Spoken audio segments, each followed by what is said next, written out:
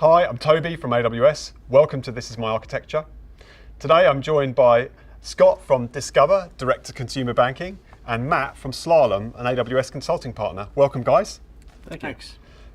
So you're going to tell me today about how you've solved the challenge of a multi-account strategy on AWS.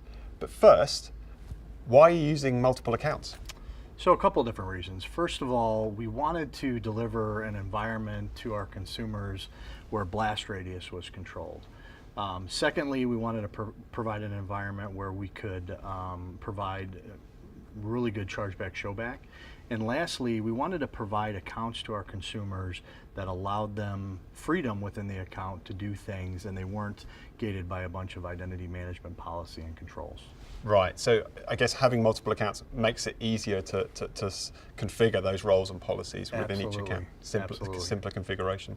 And when you talk about your consumers, these are individual or internal teams delivering applications and workloads?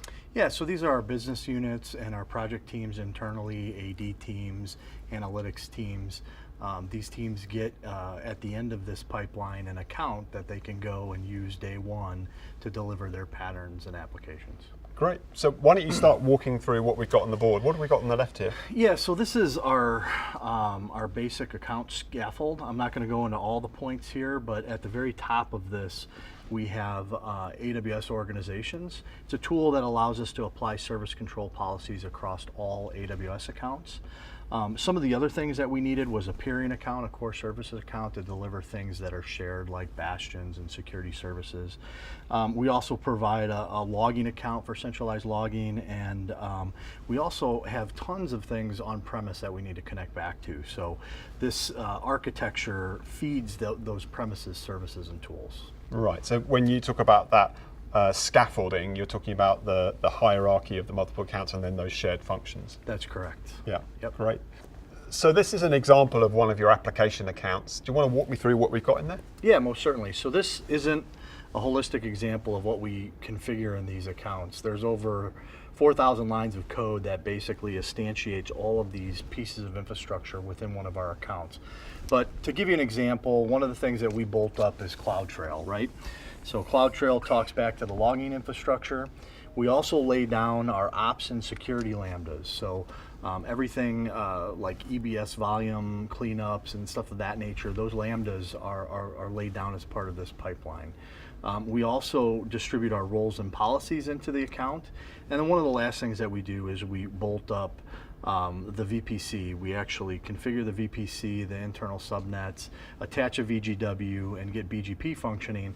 So immediately when the account is delivered, it can talk back to premise, and the account is ready for business. Okay, so by configuring some of those networking components, you're enabling a hybrid architecture as well? Correct. Yeah, great.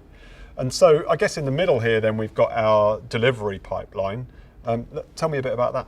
Yeah, so we kind of understood what we needed to do on the outskirts here, but we needed some help on the inside, and that's where we enlisted the help of Slalom to kind of put this together. So I'm going to hand it over to Matt. Thanks, Scott. Yep. The key technology here is Terraform. Terraform allows us to declare as code the infrastructure things that we see over here. For example, we can declare roles and policies as code in Terraform. Terraform will then determine if there are any deltas between what we've declared and what exists. Initially, nothing exists. It knows that it needs to create them. But not every account's the same. Some accounts may be smaller, having smaller VPCs than others. Some might be development accounts versus production accounts, so the policies might be different. So rather than manually having to create input variables for, say, upwards of 100 different accounts, we used a technology called Yeoman. Yeoman allows us to ask an administrator a series of questions, and then based on their answers to that, it actually generates the variable files that are used by Terraform. It also generates a Jenkins file.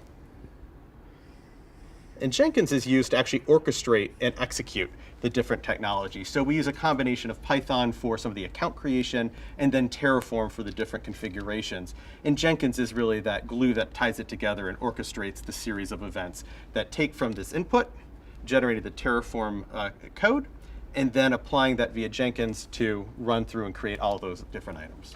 So the delivery pipeline, I can understand it handles creates, and I think you've managed, or you've already mentioned edits or updates to those application accounts. Does it also deliver a delete functionality, or is that not required? No, it does. It can. So if for some reason we needed to or wanted to delete, say there's some policies that were perhaps too generous and should be deleted rather than edited, we can do that. We can go into Terraform and essentially remove those. We can then run the pipeline again. Terraform will see that that policy should not exist, do the delta, and then remove it. Great. Thanks guys for sharing, and thanks for watching. This is My Architecture.